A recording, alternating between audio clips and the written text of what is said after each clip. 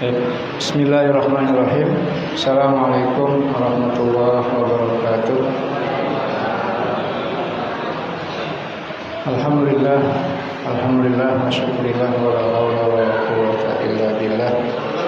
Asyhadu an la ilaha illallah wahdahu la syarika lah wa asyhadu anna Muhammadan abduhu wa rasuluh la nabiyya wa rasulullah ba'da. Qala ta'ala fi kitabihil karim, a'udzu billahi minasyaitonir rajim. Rabbi shrah li sadri wa yassir li amri wahlul 'uqdatam min lisani yafqahu qawli. Wa qala aidan wa itta'adana rabbukum la in syakartum la azidannakum wa la in kafartum inna 'adzabi lasyadid. Sadaqallahul azim wa sadaqa rasulun nabiyul habibul karim.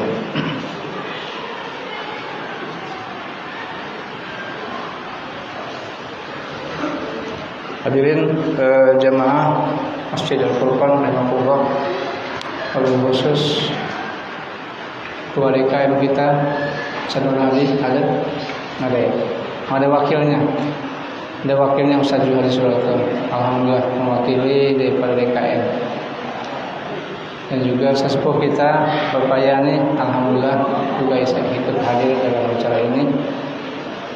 Juga jamaah sekalian yang insyaallah rahmati Allah Subhanahu wa taala. Hadirin Allah, pagi pada sore hari ini kita bersyukur kepada Allah Subhanahu wa taala masih diberikan nikmat sehat, nikmat iman, nikmat Islam, bahkan nikmat panjang umur ya,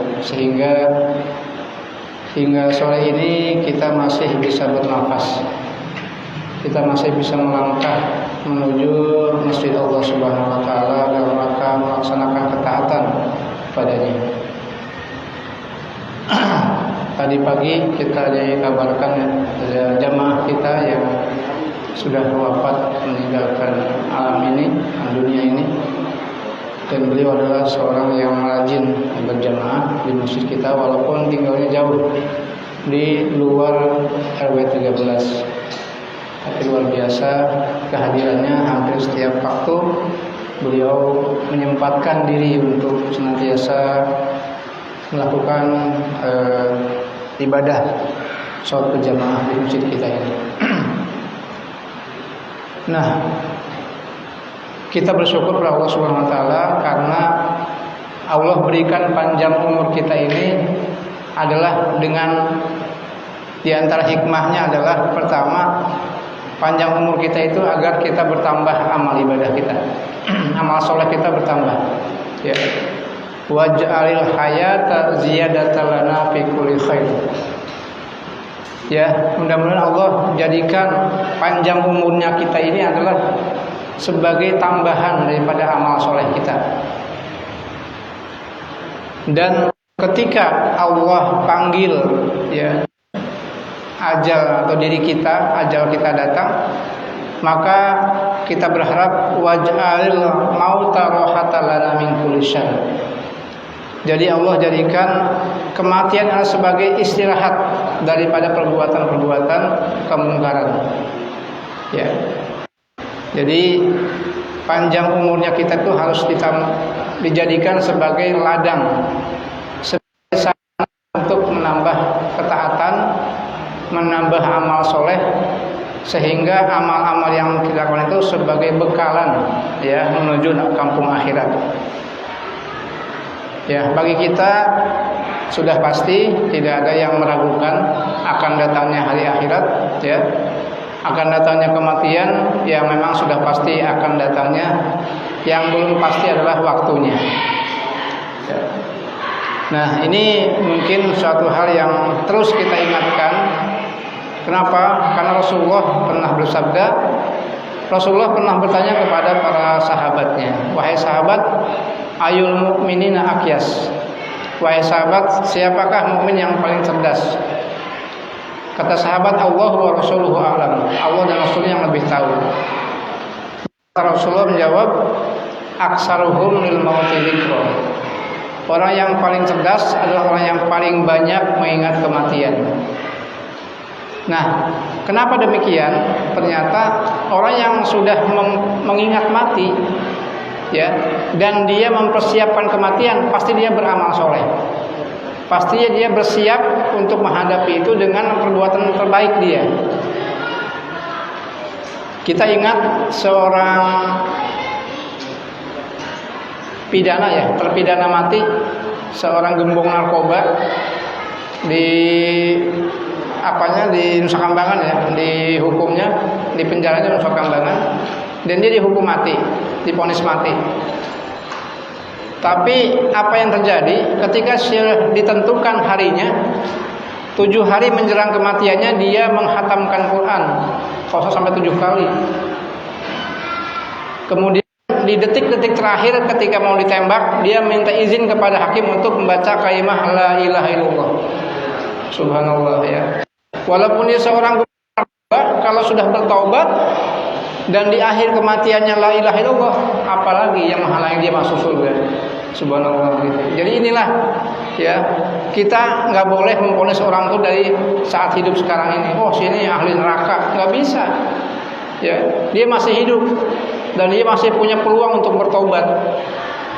Maka bagi kita yang perlu kita renungkan bersama adalah bahwa kita sendiri, ya, saat kematian seperti apa keadaannya.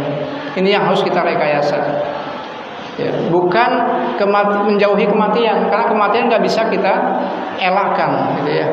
Kematian pasti datang. Nah, ini mungkin sekilas tentang bersyukur kepada Allah Subhanahu Wa Taala, bahwa sesungguhnya Allah Subhanahu Wa Taala memberikan kita peluang dengan panjang umur ini untuk menambah amal soleh kita.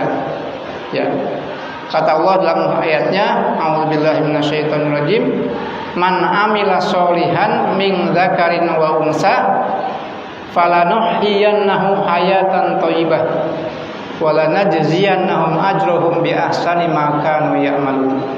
Ya, barang siapa di antara mukmin laki-laki dan perempuan, ya, berbuat amal soleh, melakukan amal soleh, ya, falanuhyiyannahu hayatan thayyibah, pasti aku akan memberikan kepadanya kehidupan yang baik. Ya, Ibnu Qayyim menafsirkan ini sebagai kebahagiaan. Ya, jadi bahagia, hidupnya bahagia di dunia wal akhirah. Nah ini, ya, jadi panjang umurnya kita manfaatkan untuk menambah amal soleh. Nah, termasuk amal soleh adalah menjalankan ketaatan, ya, beribadah, sholat jamaah di masjid, menambah ilmu di majelis ilmu, termasuk amal soleh. Dan ini akan menjadi tabungan, ya, amal-amal kita saat kita menghadap Allah Subhanahu Wa Taala. Baik, Bapak Ibu sekalian, saya diamanahi untuk mengisi acara malam hari ini. Ya, sebetulnya banyak yang lebih kompeten, ya, dari saya, ya. Cuman Allah alam panitia mungkin biasa stok ustadznya udah berkurang. Jadi stok internal, ya. Ya, insya Allah saya akan menyampaikan satu materi tentang maqasid syariah, memahami maqasid syariah. Apa itu maqasid? Apa artinya maqasid? Ada yang tahu? Yang tahu angkat tangan, silakan. Syariah, jadi judulnya maqasid syariah. Maqasid itu apa? Syariah itu apa? Ya. Wah, kayaknya perlu dirangsang. Kalau nggak dirangsang, kayak kurang semangat. Saya rangsang dengan hadiah. Mau nggak, Pak? Saya siapkan 50.000 bagi yang bisa menjawab. Aduh. Cuma satu kata, maqasid itu artinya apa? Itu saja. Ya. Ayo, yang tahu angkat tangan dan silakan jawab. Enggak apa-apa. Kata, ayo silakan. Maksud. Oh, ini Pak Sabta. Hadiah Pak Sabta. Ambil.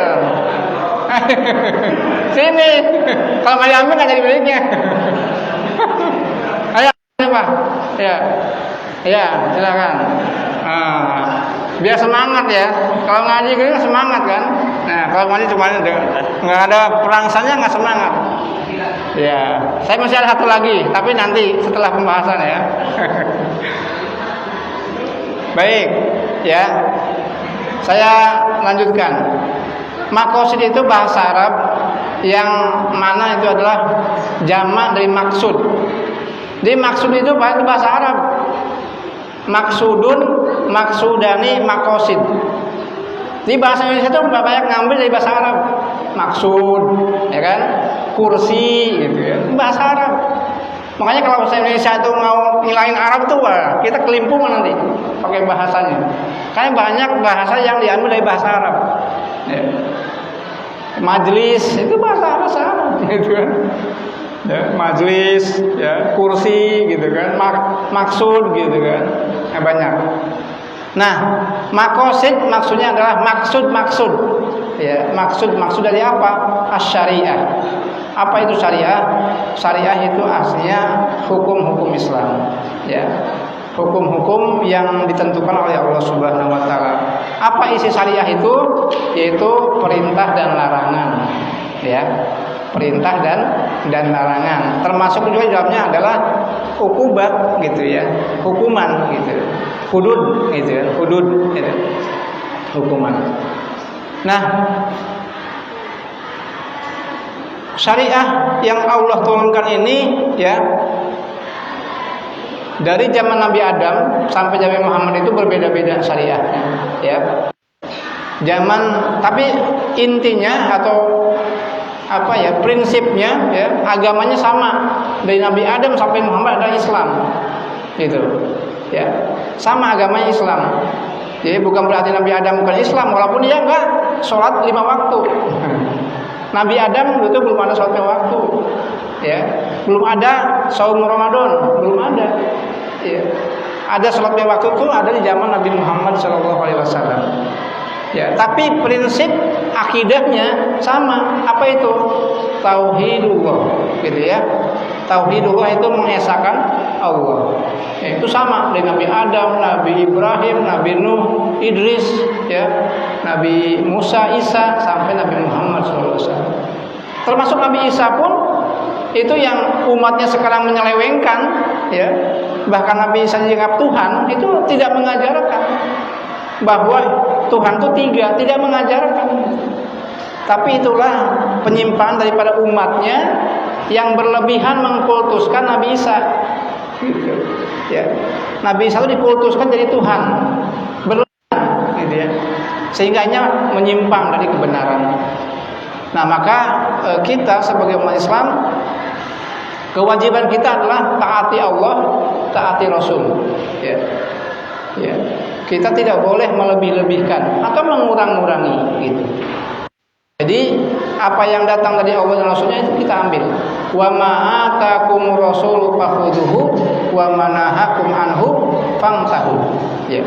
Apa-apa yang datang dari Allah maka ambillah, kerjakanlah. Dan apa-apa yang dilarang maka tinggalkanlah, jauhkanlah.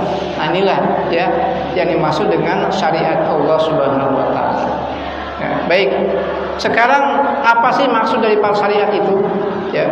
Untuk apa gitu kan? Syariat itu keberadaannya untuk apa buat kita? Nah, syariat itu tujuannya ada 2. Yaitu adalah untuk kemaslahatan umat manusia, untuk kebahagiaan, keselamatan umat manusia fid darin. Yaitu di 2 alam, ya, di 2 kampung, fid darin. Di mana itu? Fid dunya wal akhirah. Ya, jadi di kampung dunia kita selamat, kita bahagia, di akhirat pun kita selamat dan bahagia. Itulah maksudnya syariah. Dan syariah ini ya ditetapkan mukhatabnya adalah semua umat manusia. Karena kalau seandainya manusia semuanya ikut syariat, maka pasti akan merasakan kebahagiaan dalam hidupnya. Ya. Pasti akan merasakan kebahagiaan. Yang masalah adalah banyak orang, jangankan non-muslim, orang muslim sendiri antipati dengan syariat gitu. Ya. Antipati dengan syariat a priori gitu. Seakan-akan syariat itu mengerikan. Apa syariat? Itu potong tangan syariat gitu ya. Padahal itu hanya bagian kecil daripada syariat gitu. Tapi sungguh syariat adalah apa yang kita lakukan ini. Ya, kita beribadah mengikuti syariat Allah. Kita berpasang-pasangan dengan istri kita, ya. Itu juga ikut syariat Allah gitu. Nah, maka semua itu ada aturannya, ada misal. Maka untuk itu syariah itu tujuannya adalah untuk dua tadi, yaitu as-sa'adah fid dunya wal akhirah buat manusia itu sendiri.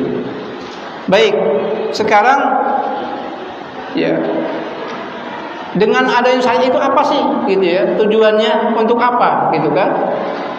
Nah, yang pertama agar hidup manusia itu ya adalah hifziddin. Ada 5 poin ya. Tolong dicatat dalam hati. Karena saya lihat nggak bawa pulpen, jadi hati aja. Saya yakin antum semua sudah pada cerdas.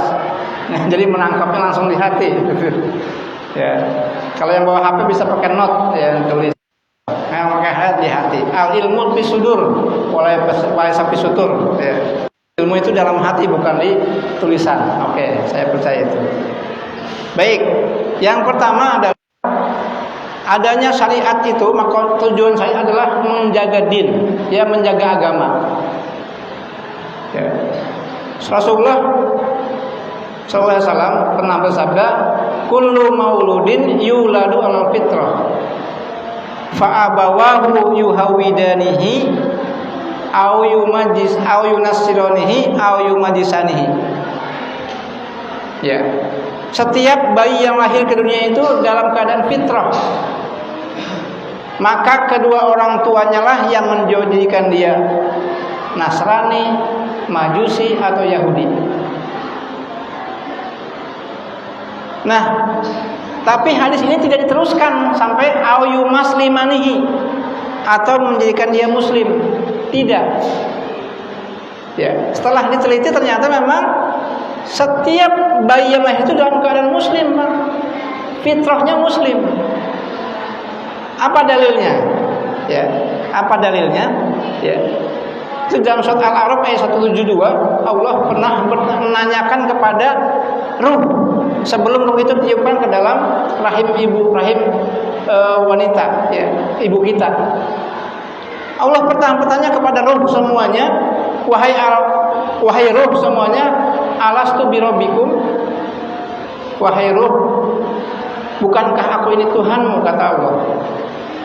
Maka ruh semuanya menjawab, qalu bala syahidna. Mereka menjawab, betul ya Allah, kami menyaksikan bahwa Engkau adalah Tuhan kami. Nah, ini pernah dinyatakan oleh Allah sebelum kita dilahirkan, sebelum kita masuk ke dalam rahim ibu kita. Nah, maka ketika kita lahir ke bumi, ke dunia ini, itu sebenarnya kita sudah muslim. Ya. Maka hadisnya tidak dikatakan au maslimanihi. Ya. Tapi hadisnya cukup sampai au yuhawidanihi, au yunasironihi, yumajisani atau yuhawidanihi. Cuma 3 itu. Ya, muslimah kita sudah menjadi muslim. Nah, masalahnya adalah ketika kita lahir di orang tua yang Yahudi, yang Nasrani, yang Majusi, maka otomatis lingkungan kita menjadi seperti apa yang orang tua kita anut gitu. Nah, bagaimana bagi orang yang sudah di lahirnya orang tuanya muslim, jadi sudah muslim. Tapi masalahnya walaupun muslim, kita harus menyadari bahwa sungguhnya setiap kita lahir itu dalam keadaan la ta'lamuna syai'an. Apa Pak? Kita lahir dalam keadaan la ta'lamuna syai'an, tidak mengetahui apa-apa. Ya. Dalam surat An-Nahl ayat 78 Allah mengatakan, a'udzubillahi minasyaitonirrajim, wallahu akhrajakum mim butuni ummahatikum la ta'lamuna syai'an wa ja'ala lakum sam'a wal absara wal afidah la'allakum tashkurun. Itu ya. Jadi ketika kita lahir ke bumi ini, itu tidak punya pengetahuan sedikit pun tentang apapun. Ya. Apa ini air? Kita nggak tahu. Ini namanya air, kita nggak tahu. Ibu kita yang gendong kita nggak tahu nama ibu ini, ibu atau apa, nggak tahu. Lata lah menurut saya, tidak mengerti. Kemudian Allah beri kita bekal, yaitu dengan 3 hal. Yang pertama Allah berikan pendengaran, sam'a. Yang kedua Allah berikan absor, penglihatan. Dan ketiga Allah berikan al-idah, apa? Akal pikiran. Ya. Dengan mendengar kita dapat informasi, dengan suara ibu kita, dengan suara bapak kita, dengan suara azan, dengan suara qomat, dengan suara ngaji. Pak, Bapak tahu nggak orang yang tuli, yang bisu? Orang yang bisu dari kecil, dari mulai lahir, itu hampir bisa dipastikan dia karena apa? Karena nggak bisa dengar. Ya. Kenapa nggak bisa bicara orang bisu kan? Karena dia nggak dapat input, dia nggak pernah dengar sesuatu, ya. Sehingga dia nggak bisa ngucapin apapun, karena dia nggak dengar gitu. Maka modal pendengar itu modal yang sangat luar biasa. Ya. Orang kalau nggak bisa lihat itu masih, bahkan ada yang hafal Quran ya, gara-gara dia tunanetra gitu ya, tapi pendengarannya normal gitu, dia bisa hafal Quran. Tapi mohon maaf kalau orang sudah nggak bisa dengar walaupun bisa melihat, masya Allah, kasihan ya. Dia nggak bisa ucap juga. Ini ya, kenapa? Karena dia memang tidak punya pendengaran. Nah, ini Allah berikan 3 modal buat kita: pendengaran, penglihatan, dan akal pikiran yang normal. Maka syariat agama ini untuk orang seperti ini, orang yang punya akal pikiran. Ya. Kata Rasulullah, la dina liman la akla lahu. Tidak ada agama buat orang yang gak punya akal. Ya, nggak ada taklif, nggak ada pembebanan. Maka orang yang, mohon maaf, hilang ingatan gitu ya, itu nggak ada hukum buat dia. Ya. Maka kemana kalau ada yang bunuh mencoba nih Ustadz ya, Ustadz mau ditusuk gitu ya, ini orang gila gitu. Biar lepas hukum gitu, biar tidak kena jerat hukum. Oh, orang gila mah nggak ada hukumnya gitu. Walaupun mungkin bisa jadi rekayasa gitu. Nah ini ya Bapak sekalian. Nah jadi agama ya, maksud syariah itu ditujukan oleh untuk agama, menjaga agama kita ya, agar kita terus dalam hidup ini beragama ya, tidak melepaskan agama. Karena agamalah yang mengatur hidup kita dari mulai tidur sampai bangun tidur ya, sebelum tidur sampai bangun lagi sampai tidur lagi gitu. Jadi nggak ada namanya pemisahan agama dari kehidupan. Ya, ini hati-hati ada paham sekuler, liberal, ya, yaitu paham bagaimana memisahkan agama dari kehidupan. Ya, kalau di grup ini jangan agama dah. Pernah dengar nggak Pak? Gitu kan?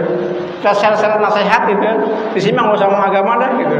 Jangan bawa agama ke sini, gitu. Masya Allah. Padahal seorang Muslim, gitu. Ya, jadi agama itu nggak bisa lepas dari diri kita dimanapun, kapanpun. Selama kita masih meyakini Allah itu ada, akhirat itu ada, gitu kan? Ya, alam barzah itu ada, gitu kan? Maka masih beriman kepada Allah, masih kita meyakini itu. Nah, maka saya itu untuk menjaga agama itu, ya, agar terjaga agama itu tidak hilang. Kenapa? Karena kalau agama sudah hilang dari diri kita, maka kecelakaanlah yang akan menimpa kita. Sehingga wajar kalau Allah Subhanahu wa taala selalu mengingatkan kita setiap Jumat, ya ayyuhalladzina amanu taqullaha haqqa tuqatih wa la tamutunna illa wa antum muslimun. Ya. Jadi ini pesan bahwa kita harus senantiasa dalam beragama. Ya, dalam komitmen agama yang nggak pernah putus, ya, dari mulai ya bangun tidur sampai tidur lagi.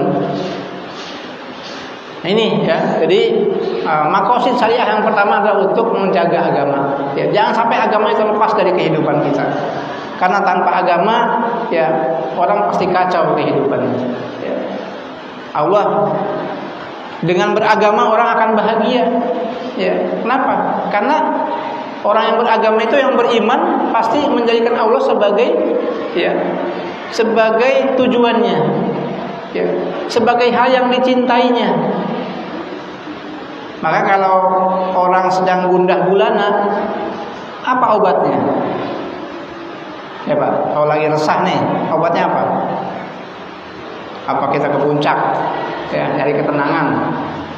Apa kita ke pantai, gitu kan? Ternyata mau ke puncak macet malah, 2 jam macet, wah tambah kacau gitu.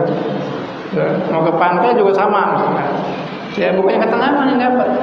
Udah mahal, buang waktu banyak, nggak dapat tujuannya. Tapi Islam sangat sederhana. Ketika kita dalam keadaan gundah gulana, risau, memikirkan kehidupan yang semakin sulit, kata Allah apa? Ala bidzikrillahi tatmainnul qulub. Itu rumusnya. Siapa yang dalam keadaan kacau, dalam keadaan tidak tenang, maka berzikir kepada Allah. Maka insya Allah kamu akan tenang. Itminan akan hadir dalam diri kita. Maka berzikirlah, fadzkurullaha dzikran katsiran. Berzikirlah Allah dengan zikir yang banyak, sebanyak-banyaknya zikir itu. Nggak cukup dengan 100 kali, 1000 kali boleh. Sebanyak-banyaknya. Bahkan dalam setiap kesempatan kita berzikir. Maka berbahagialah orang yang punya hafalan banyak, Pak. Yang hafalan Qur'annya 30 juz itu dalam sehari nggak pernah kosong. Dia murojaah gitu. Ketika ada kosong dia murojaah. Walaupun nggak dilafalkan kan, mungkin dalam siriyah gitu kan. Seperti itu. Di Bapak juga mungkin yang sudah punya hafalan 1 juz, sambil naik motor macet itu kita manfaatkan untuk murojaah. Jangan melamun gitu kan. Saat macet melamun, udah tambah kacau gitu. Tapi saat murojaah kan macetnya 5 menit dapat 1 surat gitu kan. Masya Allah. Naik kereta sambil gelantungan murojaah gitu. Insya Allah. Itu kan zikrullah itu banyak macamnya. Baik itu yang pertama adalah untuk menjaga agama, hifziddin. Terus yang kedua, maqasid syariah kedua adalah hifzun nafs. Apa nafs? Yaitu jiwa. Agama itu dilahirkan untuk menjaga jiwa manusia. Tidak boleh kita membunuh jiwa tanpa sebab. Kata Allah, wala taqtulun nafsal lati haramallahu illa bil haqq. Tidak dibolehkan kita membunuh jiwa manusia tanpa hak. Emang boleh Pak membunuh dengan hak? Ada. Ada. Kapan itu hak bisa dibunuh seseorang itu? Halal darahnya ada kriterianya. Yang pertama ketika seorang itu irtidad, murtad dari agama Islam. Itu darahnya halal. Yang kedua, ketika dia berbuat maksiat, berzina. Dan berzina adalah muhson. Orang yang sudah menikah berzina, itu boleh dirajam sampai mati. Yang ketiga adalah kisos.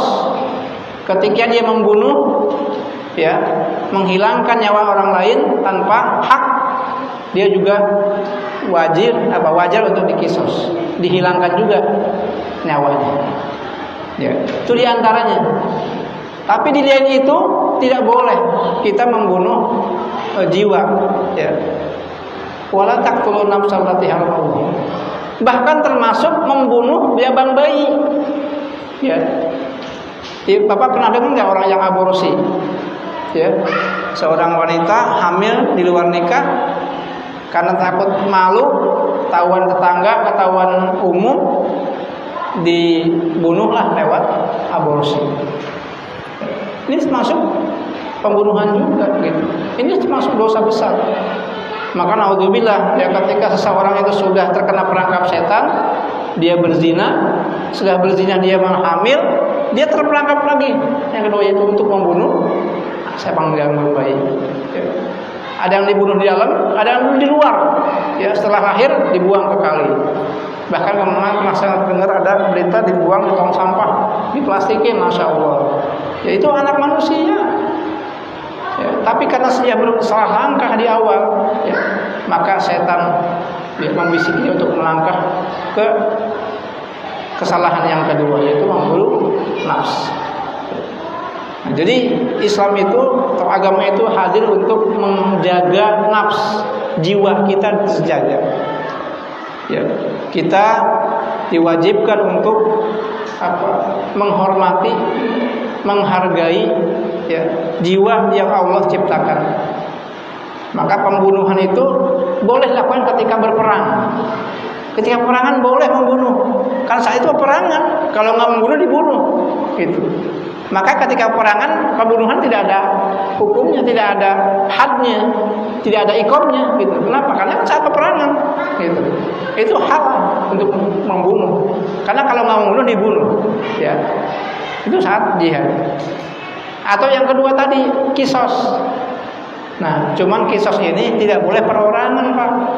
Gak boleh gitu. Ada pembunuhan yang pembunuhnya ketahuan, kita tangkap, kita bunuh lagi gitu. Itu tidak seperti itu dalam Islam. Ya, itu ada mahkamahnya, ada hukumnya, ada hakim yang menentukan nanti pengadilan. Ya. Kita memahami dengan sendiri gitu. Sama juga dengan yang ketika berzina. Ya. Kita ada orang perselingkuhan, dia tahu dia berzina, kita hakimi sendiri, kita rajam sendiri, nggak bisa. Gitu. Itu ada mahkamahnya, ada hukum yang menentukan, hakim nanti yang punya hak. Ya, seperti itu. Dan dalam Islam itu ketika seorang itu berzina dan dia dihukum itu tidak sembarangan, ada syarat-syaratnya, Pak. Ya. Kalau ada seorang berzina dan yang melihat satu orang laki-laki itu nggak cukup saksinya, harus 2 orang. Kalau cuma 1 orang nggak bisa, ya, belum kuat. Kalau 2 orang laki-laki dewasa yang sehat badannya, sehat akalnya, baru dianggap. Ya. Bagaimana kalau perempuan yang melihat 2 orang perempuan, belum sah juga, karena perempuan itu minimal 4. Ya. Kalau perempuan dewasa berakal, balik gitu kan, dia menyaksikan ada perzinahan yang harus dihukum, dia lapor ke hakim, maka minimal 4 orang saksinya. Kemudian saat yang kedua adalah dia menyaksikan perzinahan itu seperti orang nimba air ke dalam sumur. Bayangin, Pak, bisa kebayang nggak? Orang itu melihat kejadiannya seperti orang menimba sumur tuh, ember masuk ke dalam sumur. Nah, seperti itu baru dikatakan dia melihat perzinahan. Tidak sembarangan orang berdua-duaan kita dia berzina tuh, dia selingkuh gitu. Nggak bisa seperti itu. Ada syarat-syarat. Maka Islam itu luar biasa adil dan bijaksana. Dan ini terjadi untuk apa? Ya. Kenapa orang yang dibunuh lagi? Ada kisos. Karena dalam kisos itu ada hayat, ada kehidupan. Seandainya hukum tegak, ada orang membunuh dibunuh lagi, kan orang akan jerat, akan kapok, takut dia untuk membunuh, karena akan dibunuh lagi. Coba kalau pakai sekarang hukumnya. Ya kan? Membunuh cuman dihukum dengan 20 tahun, 10 tahun. Keluar penjara tambah ganas dia. Wah, saya udah pembunuh gitu. Tambah ngeri. Pertama, kedua, negara juga berat untuk ngasih makan dia 10 tahun, ya kan? Belum nyiapin tempatnya, ya, asramanya gitu kan. Tapi dengan hukum Islam, ya, orang mencuri potong tangannya. Itu pun mencuri itu nanti saya bahas di masalah mal ya. Itu ada kriterianya, nggak bisa main potong aja. Ada kriterianya. Berapa yang dia curi sehingga biaya yang dipotong. Nanti ada kita bahas. Itu ya yang kedua, yaitu hibzun apa? Hibzun nafs, ya, yaitu menjaga jiwa. Ya, kita persingkat. Yang ketiga adalah maqasid syariah, yang ketiga adalah hibzun nasl, yaitu menjaga keturunan. Nah, ya, dengan adanya syariat, maka manusia itu nggak biasa sembarangan kayak hewan, ya, nikah semaunya, yang penting suka sama suka dimanapun jadi, ya, nggak bisa seperti itu.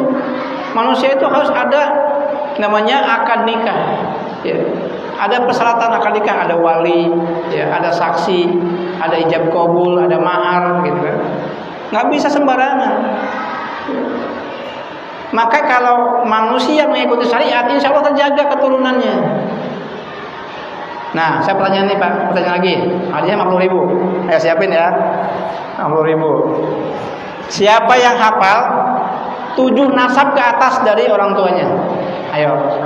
Siapa yang hafal? Nasab sendiri aja, enggak usah nasab Rasulullah, enggak apa-apa. Ya, misalnya maaf, Pak Sabta bin Fulan 7 kali ke atas. Ya, silakan.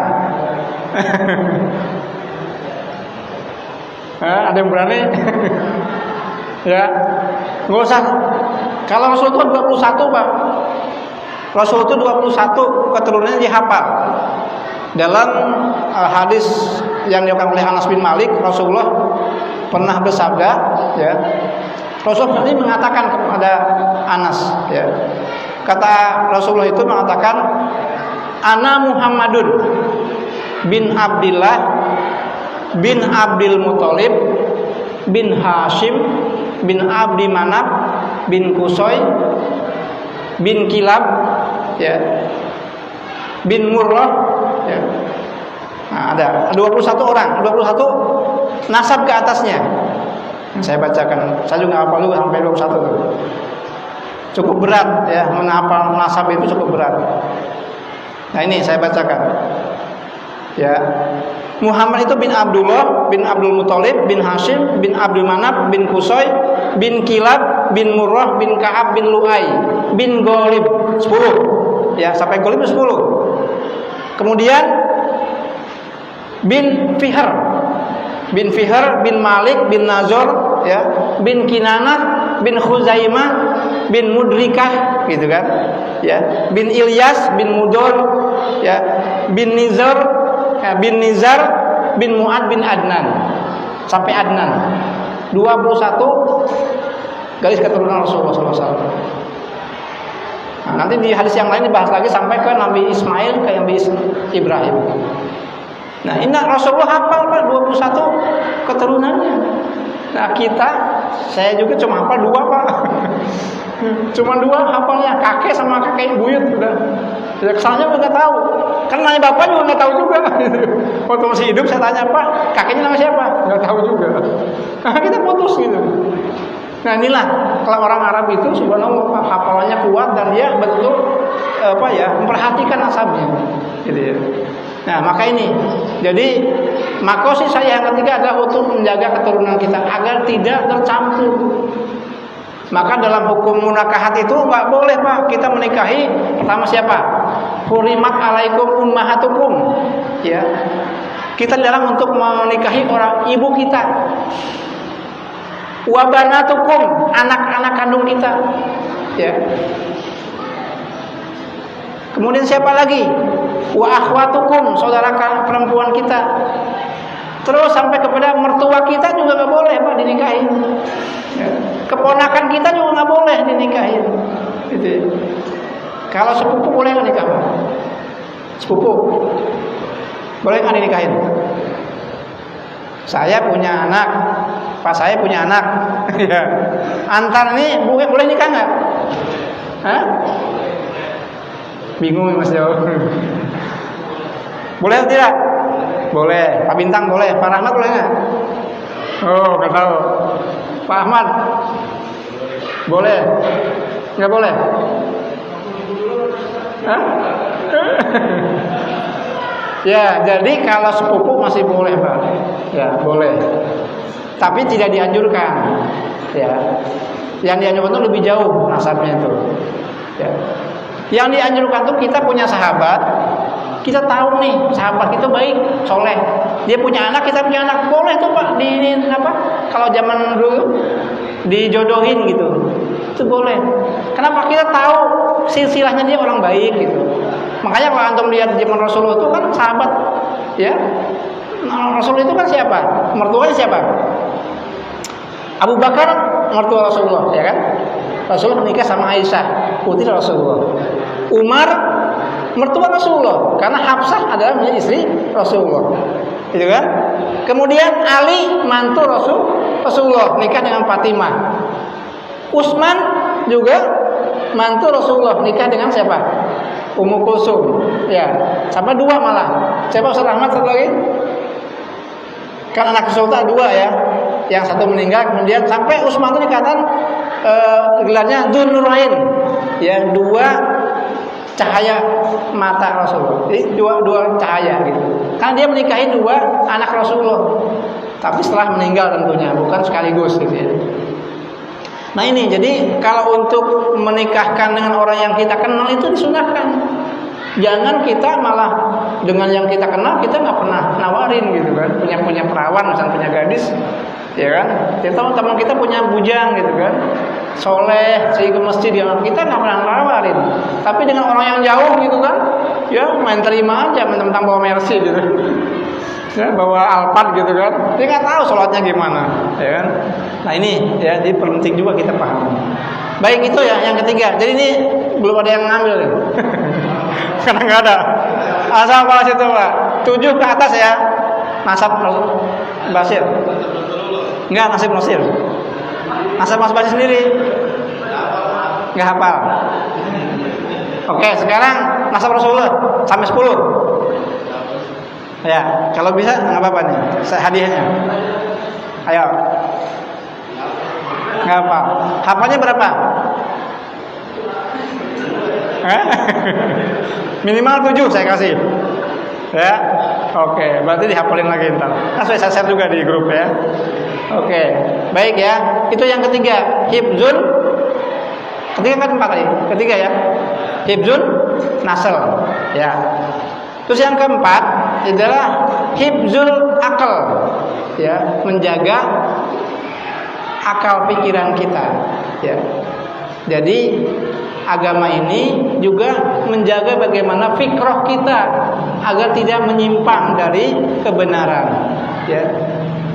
Pemikiran kita juga harus dijaga sesuai dengan ya apa yang Allah kehendaki, ya. Hifzul akal. Nah, kemudian yang keempat, karena sudah mau isya, saya persingkat, hifzul mal. Yang kelima, maaf. Yang kelima adalah hifzul mal, menjaga hak kepemilikan harta. Nah, ini penting juga saya sampaikan. Jadi dalam Islam itu, Pak, ada hak kepemilikan yang sah secara agama diakui. Ya. Jadi dalam mendapatkan harta itu ada hak. Contoh suami istri. Itu ada hak suami, ada hak istri, nggak bisa dicampur. Ya, ketika kita nikah sama istri kita, mungkin istri kita dapat warisan dari orang tuanya, dapat mobil, ya kan? Kita nikah sama dia, itu ketika nikah sama dia bukan berarti mobil milik kita juga, tidak. Itu haknya hak istri. Nah, kita apa yang kita usahakan gitu, ya. Jadi ada hak kepemilikan yang sah, dan ini menjadi satu keadilan. Kenapa? Karena kalau ada kepemilikan harta, jadi orang yang berusaha keras, yang bekerja keras dengan yang pemalasan beda kan kepemilikannya. Tapi kalau paham komunis kan enggak, ya. Mau yang kerja, enggak yang enggak kerja sama miliknya, ya kan? Nanti enggak adil. Nah, tapi dalam Islam itu ada. Dan dalam kepemilikan harta itu ada aturan mainnya. Ya, tidak bisa sembarangan. Ya. Kita ingin memakai motor, ya, punya tetangga kita. Karena kuncinya ngegantung, ya, motor tetangga kita ini saya pakai aja deh, nggak bilang dulu. Tapi niatnya untuk membalikan, cuma minjem doang, tapi nggak bilang. Apa namanya itu, Pak? Kalau kita minjem, make, niatnya ngembalikin, tapi nggak bilang sama orangnya. Namanya apa tuh dalam Islam? Istilahnya apa? Gosok. Tapi belum dapat hadiah nih.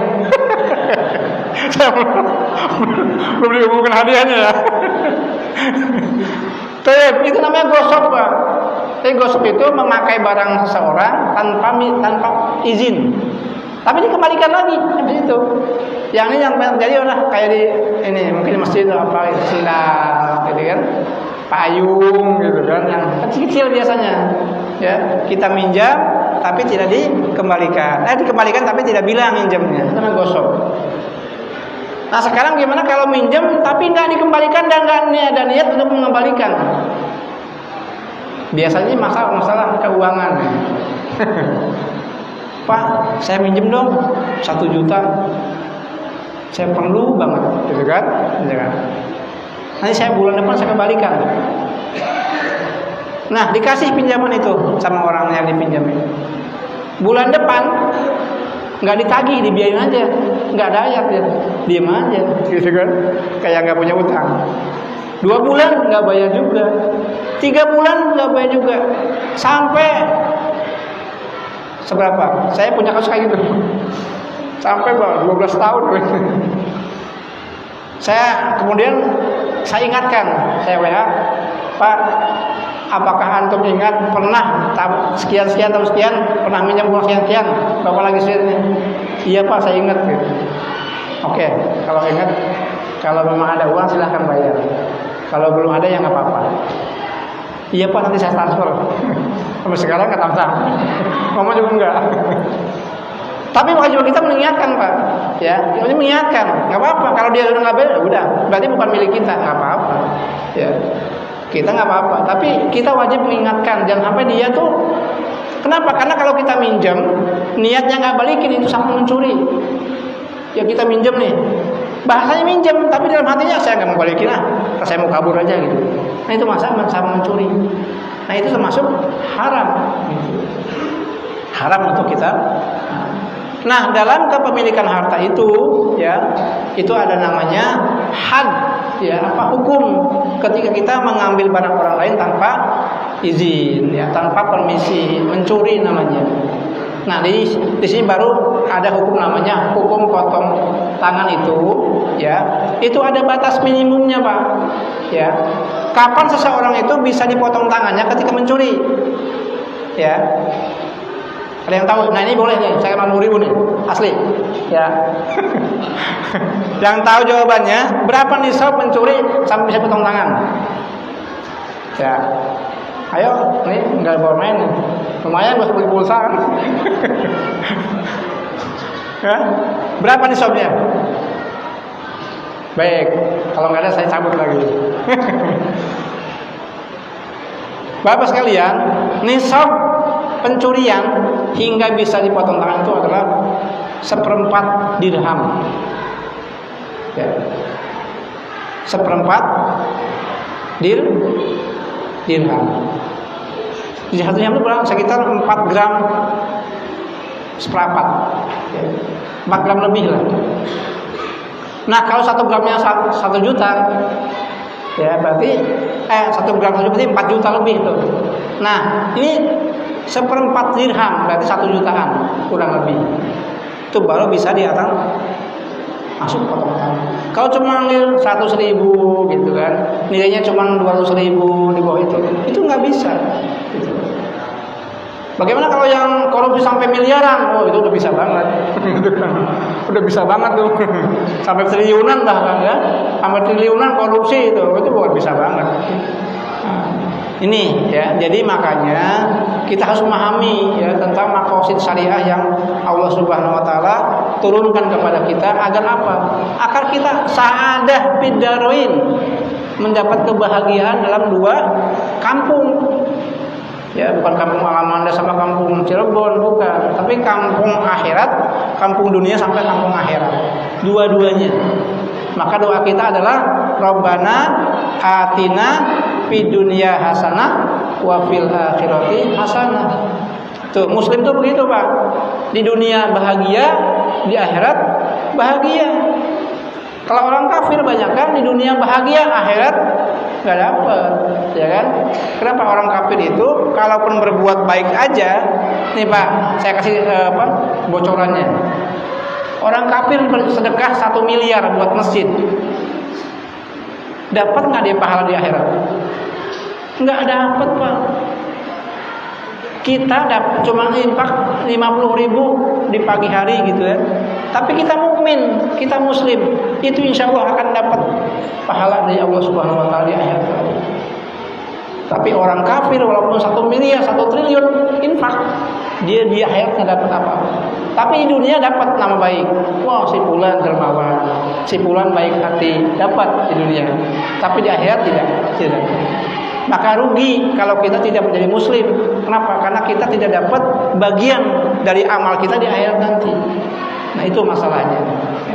Maka untuk itu ya kita semua bersyukur kepada Allah Subhanahu wa taala kita bertemu dengan namanya Islam. Kita mengenal Islam, mengenal diri Islam itu. Pertahankan sampai ajal menjemput kita, jangan dilepaskan ya. Jangankan hanya dengan Indomie satu dus ya. 1 triliun depan kita untuk melepaskan iman, jangan pernah mau. Ya. Kenapa? Karena 1 triliun di mata Allah tidaklah ada apa-apa yang dibanding kampung akhirat yang kekal abadi. Selamanya Pak di akhirat itu. Nggak ada ujungnya. Ya. Kalau Bapak sampai masuk akhirat, dihisab, kemudian masuk surga, itu selamanya abad dan abad dan nggak ada ujungnya. Maka perjalanan yang panjang itu jangan sampai tukar dengan dunia yang sangat sedikit ini. Baik, itu saja mungkin yang saya sampaikan karena waktu sudah masuk waktu Isya. Saya mohon maaf kalau ada kekurangan dan kehilapan datang dari saya sebagai yang lemah dan doif ya. Saya mohon diluruskan kalau ada yang tidak tepat, nanti boleh diluruskan di luar forum ya, disampaikan. Jangan sampai saya menyampaikan ilmu yang salah. Tapi kalau ada yang benar ya, dan itu datangnya dari Allah Subhanahu dan Rasulnya, maka jangan ragu-ragu untuk mengambilnya. Insyaallah kemaslahatan, kemanfaatan buat kita semua. Demikian yang dapat saya sampaikan. Akhirul kalam, billahi taufiq wal hidayah. Wassalamualaikum warahmatullahi wabarakatuh. Karena sudah azan tidak akan jawab ya. Tutup semua ya. Baik. Assalamualaikum warahmatullahi wabarakatuh.